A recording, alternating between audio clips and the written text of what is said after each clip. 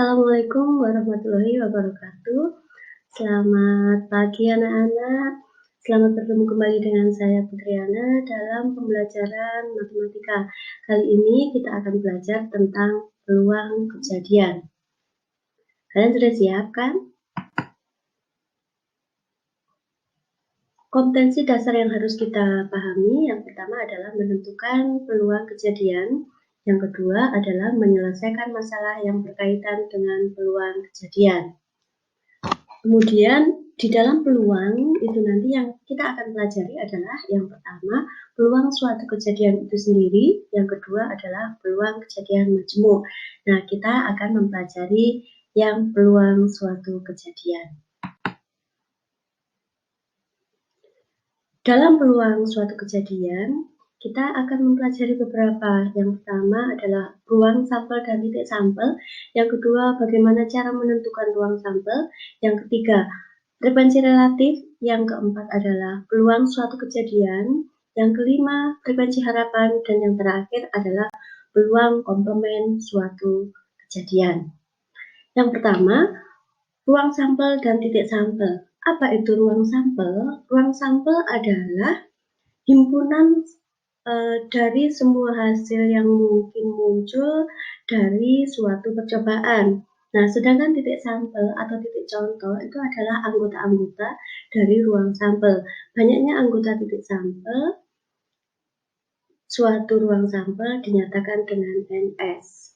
Kemudian yang disebut sebagai percobaan itu adalah proses yang menghasilkan data mentah. Kemudian kejadian itu adalah himpunan bagian dari ruang sampel itu sendiri.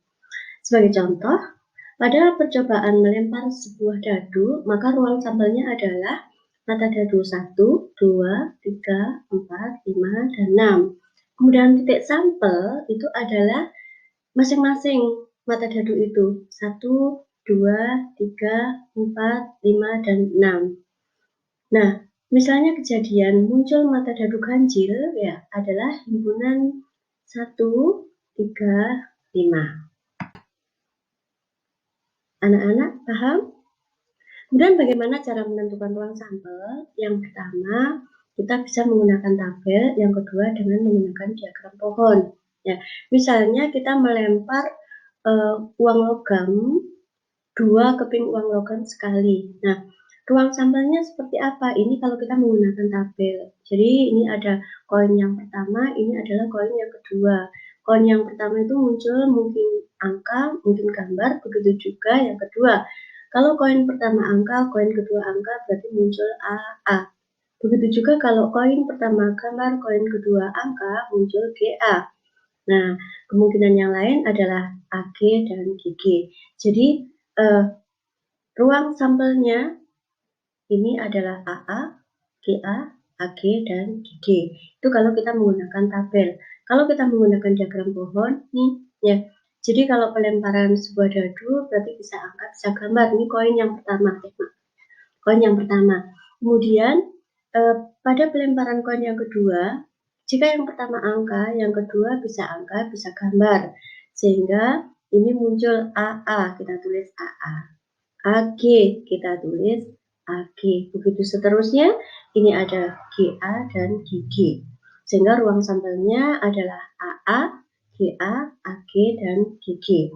Nah, contoh ini nanti kalian bisa mencoba mengerjakan. Kemudian berikutnya, ya, yang kita harus pelajari adalah frekuensi relatif.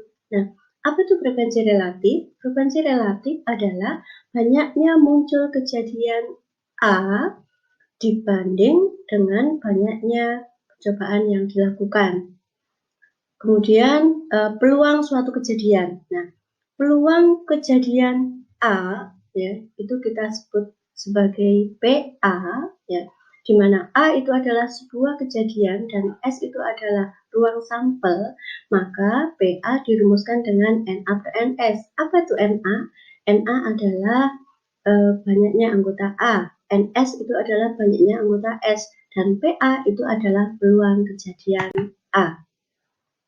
Anak-anak yang saya sayangi, ya, dari semua kemungkinan tersebut, maka dapat disimpulkan bahwa besarnya nilai peluang itu berkisar antara 0 dan 1.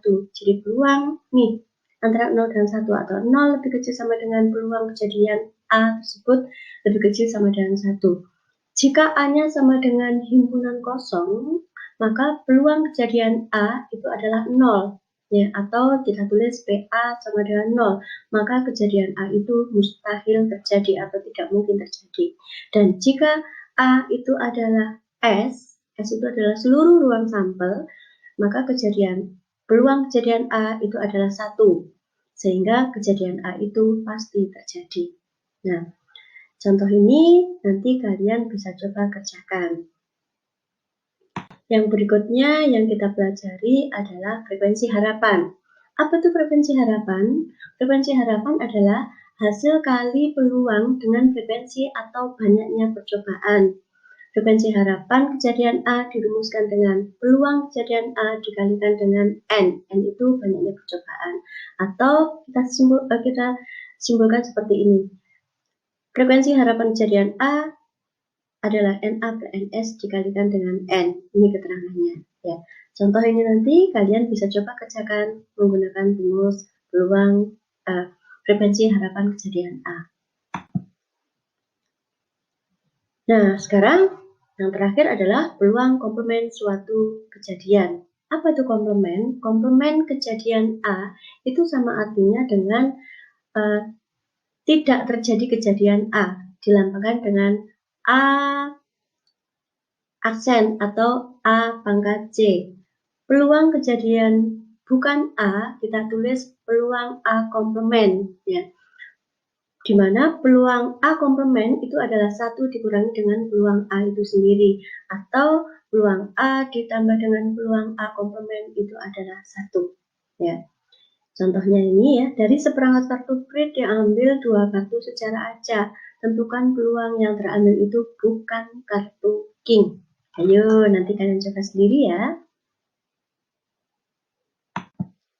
Anak-anak yang saya sayangi, mungkin itu yang bisa Bu Triana sampaikan. Ya, Bu Triana tetap berharap bahwa kalian tetap patuhi protokol kesehatan. Semoga selalu sehat, tetap semangat belajar, dan salam sukses. Saya akhiri. Wassalamualaikum warahmatullahi wabarakatuh.